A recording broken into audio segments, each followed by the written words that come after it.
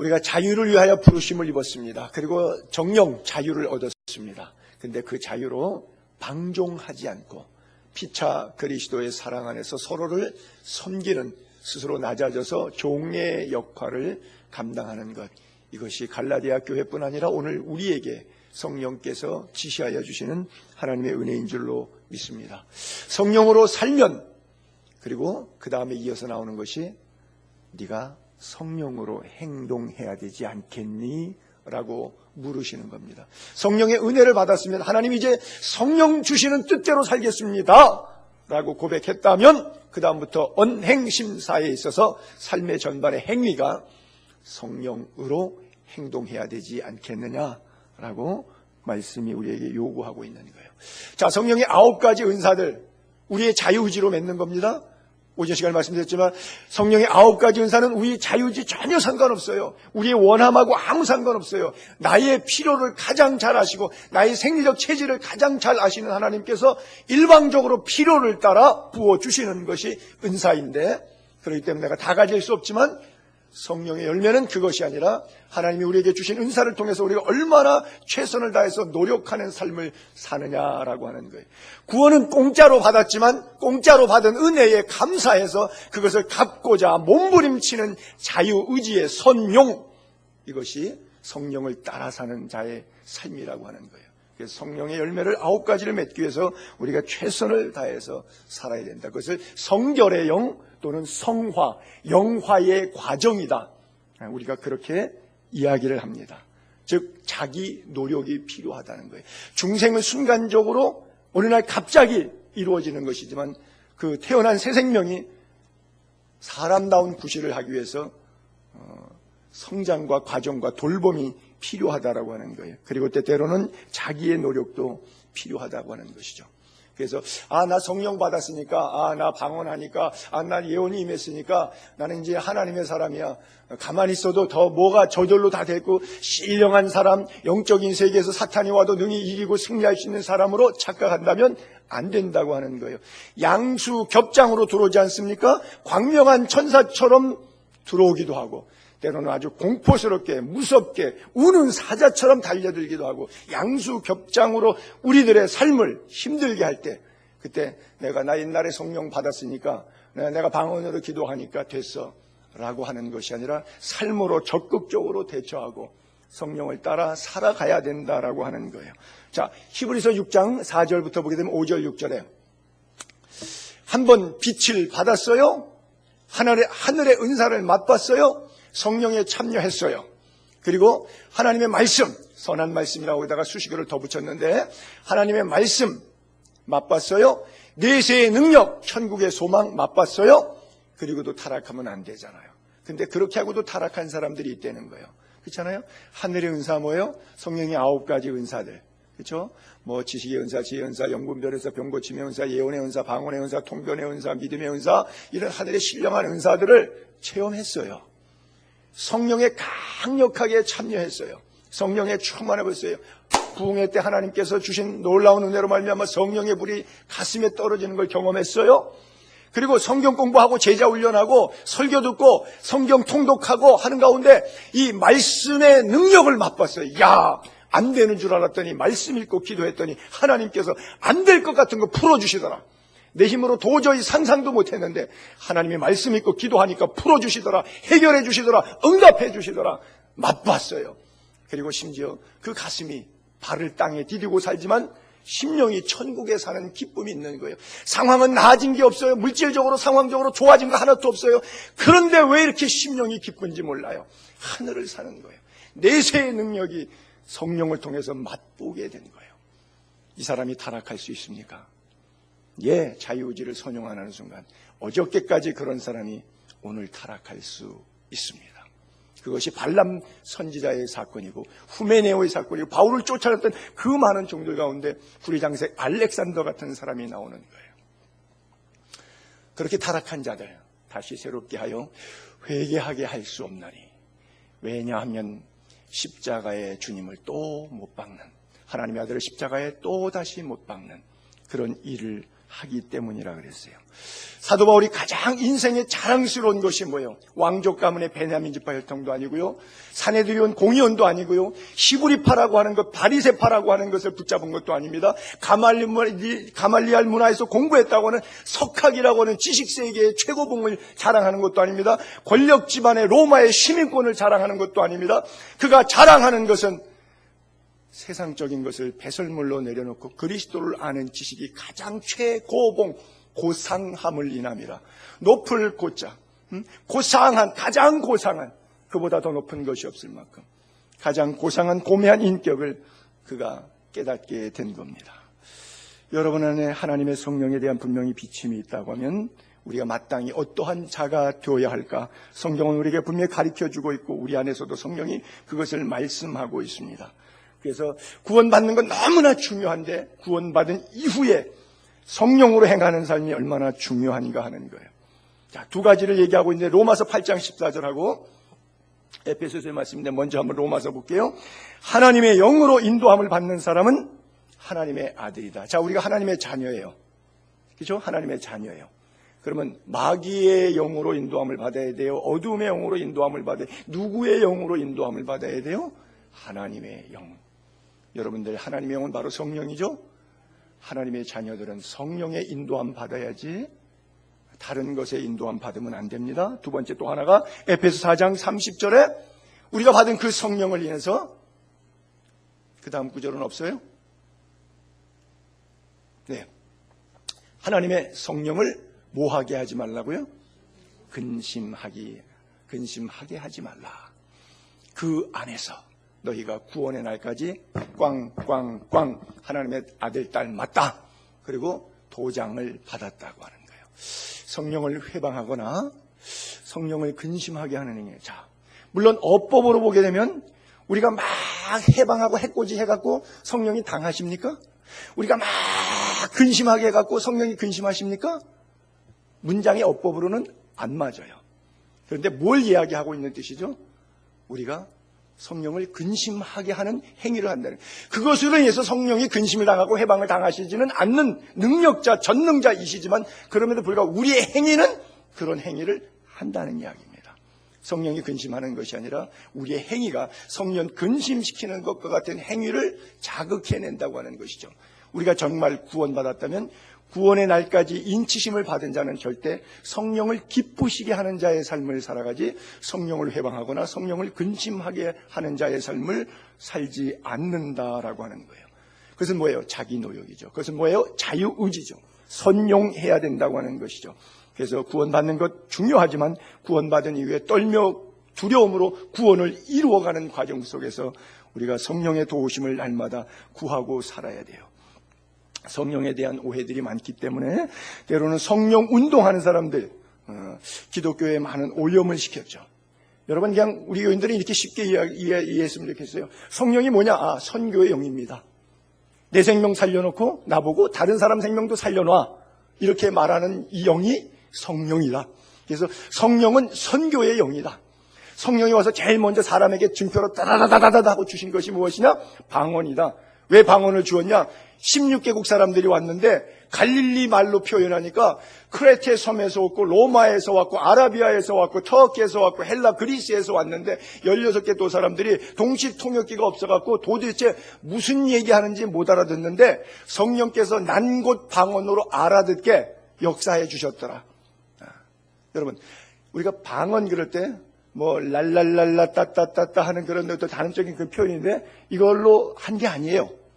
베드로는 그냥 갈릴리 방언을 말한 거예요. 랄랄랄랄랄랄랄랄랄랄랄랄랄 이런 소리가 아니고 갈릴리 말로 또박또박 얘기한 거예요.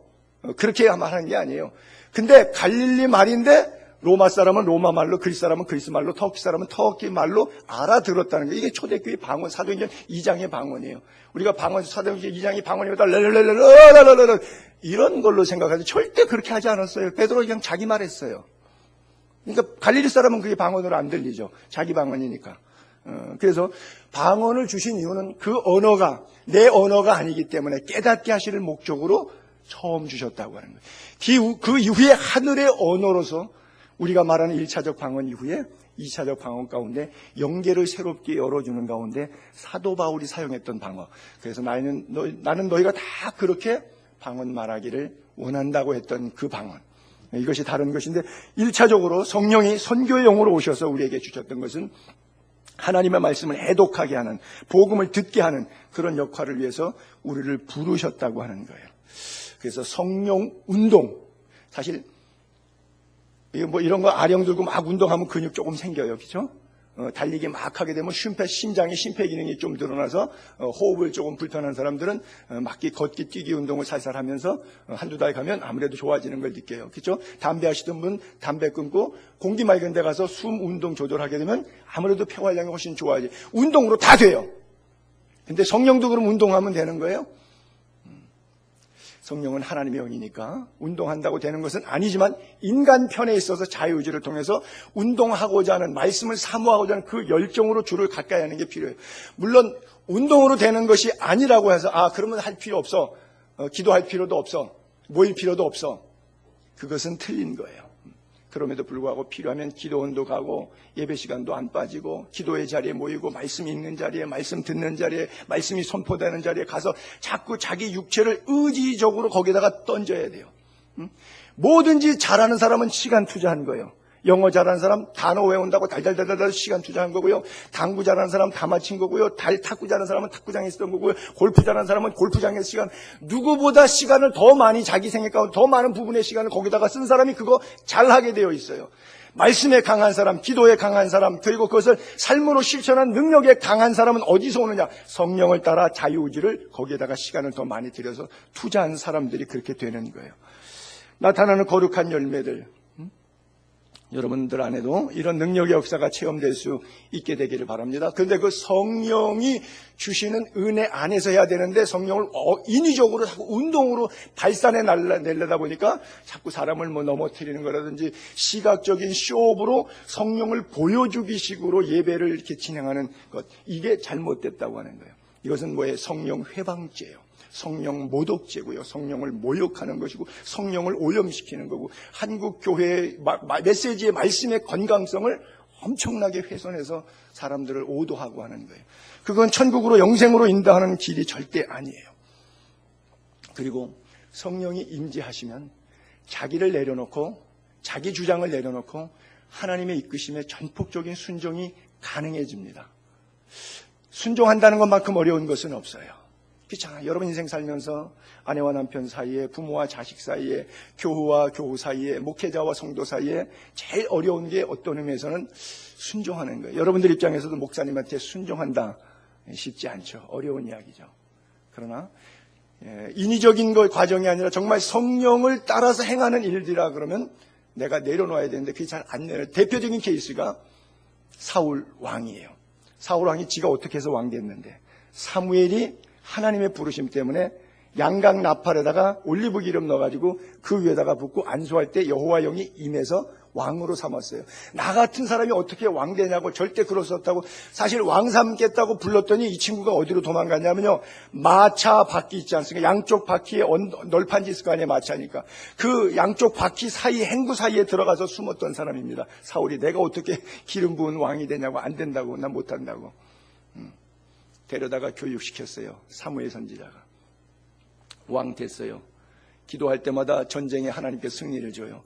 사무엘 제사를 드립니다. 하나님, 이 전쟁에 올라갈까요 말까요? 기도할 때마다, 그때마다 음성 들려줘요. 가라.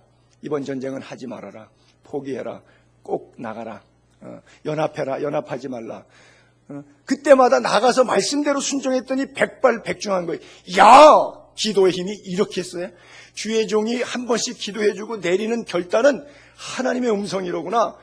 100% 확신하고 체험했어요. 야, 예배는 삶의 성공을 주는 거로구나. 예배는 진짜 꼭 내 삶에서 가장 중요한 우선순위가 되어야 되겠구나 마음에 결심했어요. 블레셋이 또 전쟁을 쳐들어왔어요. 3만 5천 명이 쳐들어왔습니다. 골짜기 양쪽에 진을 치고 있어요. 근데 백성들이 갑자기 웬일인지 마음이 동요가 되기 시작했어요. 그래, 전쟁에 나가자. 하나님의 뜻을 구하자. 나가기 전에 출전하게 기도하자. 목사님 빨리 오세요. 사무엘 선지자를 불렀어요. 근데 하나님께서 사무엘 선지자의 길을 막으셨어요. 지체하게 하셨어요. 그래서 지체하게 좀 늦게 갔는데 예정보다 더 지체되니까 불렀는데 평소 같으면 부르면 하루끼리 올 수 있는 거, 3시간끼리 올 수 있는 거, 그 정도 과정이 자기 머릿속에 대략 통밥이 나와 있는데 예정보다 자꾸 딜레이 되는 거예요. 늦게 오는 거예요. 뭐 성령의 역사가, 하나님의 역사가 또 그렇게 막으셨겠죠? 그랬더니 안 되겠다. 그냥 내가 제사하자. 왕권이 해서는 안 될 제사 기능을 옛날에 이렇게 보니까 사무엘이 이렇게 하더라. 내가 똑같이 해보지. 그리고 자기도 똑같이 이렇게 똑같이 해봤어요. 하나님이 그날 그를 폐위시키셨어요. 자, 보세요. 예배를 한다는 게 중요합니까? 하나님의 뜻대로 예배한다는 게 중요합니까? 지금 우리는 예배를 때우려고 할 수 있어요. 그렇죠? 예배를 때우려고 할 수 있어요. 예배를 때우는데, 예배를 하는데 목표가 있는 게 아니라 주님이 늘 원하시는 제사는 뭐예요? 듣는 거예요. 순종하는 거예요. 수양의 기름 살찐 송아지보다 너희 목을 곧게 하지 말고 내 말을 들으라. 이것이 참된 제사를 원하시는 주님의 마음이고, 신약교회도 영과 진리로 사한 제사로 삶에 있어서 드리는 예배를 영적 예배라고 말하고 있어요. 오늘 주님이 구약으로부터 신약에 이르기까지 집요하게 우리에게 요구하시는 성령의 삶은 무엇이냐? 행위로 드리는 것이 아니라 하나님의 말씀 앞에 항복하고 사생활의 삶 속에서 그 말씀을 이루어가는 생활, 그것이 중요하다는 거예요. 지금 사무엘 선지자는, 사울 왕은 급하잖아요. 백성은 막 흩어지려고 그러고 무서워서 블레셋 군대 앞에서 전쟁은 지금 항우를 벌이고 시작해야 되는데 빨리 제사 드리고 나가야 되는데 어떡하겠어요? 진퇴양난의 고비잖아요. 아마 웬만한 사람도 성질 좀 급하면 누구나 다 그 범죄에 행했을 거예요. 자, 여러분들 우리가 듣는 얘기지만 일상 사회생활 직장에서도 판단 가치에 이런 표현을 쓰지요. 속도가 중요하냐, 방향이 중요하냐. 그렇죠? 그런 얘기 참 많이 쓰지 않습니까? 교회 밖에서도. 방향이 굴절되고 틀렸다면 속도가 아무리 빠른 스피드, 강력한 파워, 에너지, 추진력을 얻었다고 할지라도 간만큼 생고생하고 되돌아와야 돼. 방향이 틀렸으니까.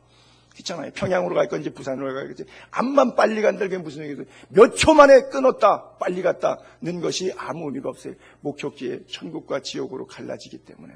방향 선택이 잘못되면 아무 의미가 없는 거예요. 그래요. 우리가 구하는 것, 참된 길인지 거짓된 길인지. 그래서 오늘 보면 마지막 절 26절은 그렇게 쓰여 있죠. 헛된 영광을 구하여. 그것 때문에 두 가지 현상들이, 상황들이 벌어지죠. 서로 분노해요. 그리고 서로 싸워요. 그래요. 교회 안에서나 직장 안에나 어디서도 그렇죠.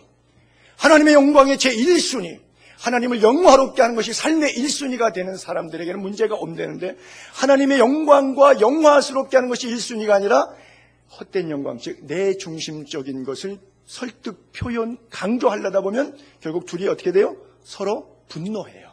그리고 둘이 싸워요. 서로 노엽게 하거나 서로 투기하는 결과가 오는 이따오 헛된 영광을 왜 구하느냐? Do not! 그렇게 하지 말아라. 성경이, 사도 바울이 우리에게 그렇게 교훈해주고 있는 거예요. 우리의 시민권은 어디에 있어요? 하늘나라에 있어요. 그래요. 그것이 바로 참된 영광의 길이에요. 땅의 것, 땅의 지체를 죽이고 헛된 영광을 구하지 않는 성도님들이 되기를 바랍니다. 골로새 3장 1절로부터 쭉 나오는 것이 바로 그거잖아요. 그러므로 누가 그리스도와 함께 다시 살게 되었으면, 옛날에 죽은 목숨이었는데 예수 때문에 십자가의 은혜로 구원받고 그리스도와 함께 다시 살았으면 이제는 그렇게 살지 말라. 옛날에는 땅의 것을 찾으며 살았는데, 헛된 영광 구하며 살았는데, 이제는 위의 것을, 참된 영광을 찾으라. 거기는 누가? 그리스도께서 하나님 우편에 앉아 계시느니라. 위의 것, 하나님의 영광, 헛된 영광이 아니라 하나님의 영광을 생각하고 땅의 것, 헛된 영광을 생각하지 말라. 너희는 이미 너희가 죽었다. 그러나 너희 생명이 그리스도와 함께 하나님 안에 감춰져 있다. 죽어서만 가는 천국이 아니라 이 땅에 살아있어도 하나님의 나라가 여기 있다 저기 있다 하지 못하니 너희 안에 있느니라. 이미 그리스도의 생명, 예수의 생명이 너희 생명과 동일시돼서 하나님 안에 감추어져 있다 라고 말씀하고 있는 거예요. 그래서 위의 것을 쫓으라. 그래요. 헛된 영광이라는 것이 다 뭡니까? 자기를 위한 이기적인 욕망 아니겠습니까? 그래요. 사탄이 왜 사탄이 됐어요?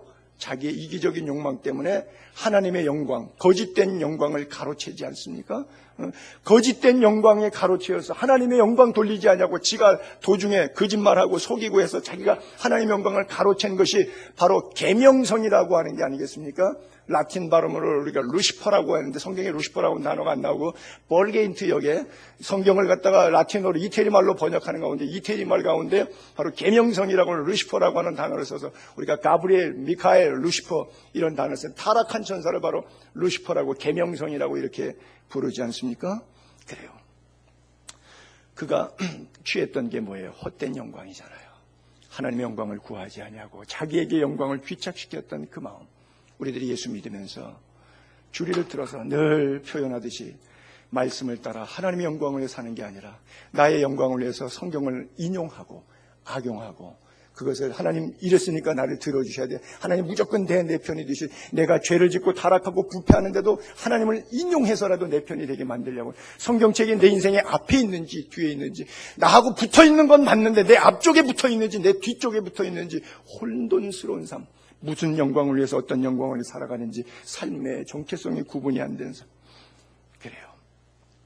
서로 노엽고 서럽고 서로 싸우고 분노하는 그래서 헐뜯는 행위들을 통해서 서로 열등감과 두려움이 불안감만 증폭되는 그런 삶.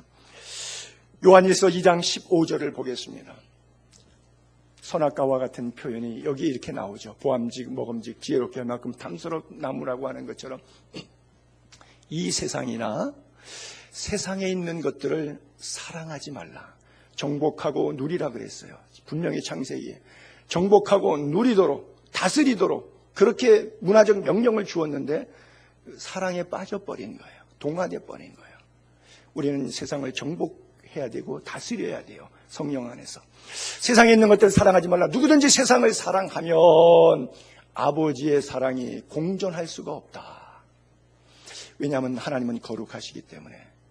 베스에메스로 가는 소가 낙원의 타작만에서 활짝 뛰니까 우사가 조건반사적으로 손을 딱 갖다 대니까 그 자리에서 소멸돼 버리고 말해. 거룩한 의의 하나님 앞에 존전 앞에 죄인 인간 우사가 손을 닿는 순간 접촉 포인트에서 그냥 인간의 죄는 소멸되고 말듯이 즉사한 것처럼 하나님의 사랑과 세상 사랑이 공존할 수가 없습니다. 예수님께 설교할 때 돈과 재물 그리고 하나님을 동시에 섬길 수 없다 말씀하신 겁니다. 이는 세상에 있는 모든 것이 육신의 정욕, 안목의 정욕, 이 세상의 자랑거리. 그렇죠? 세상에 있는 것들이 뭐예요? 몸에 편한 거예요. 그렇죠? 편리한 거예요. 몸을 즐겁게 해줘요.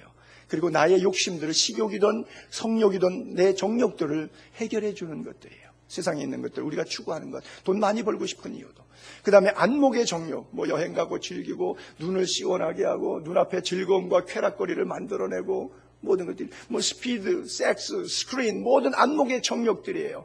우리를 즐겁게 하기 위해 눈을 즐겁게 하기 위해서.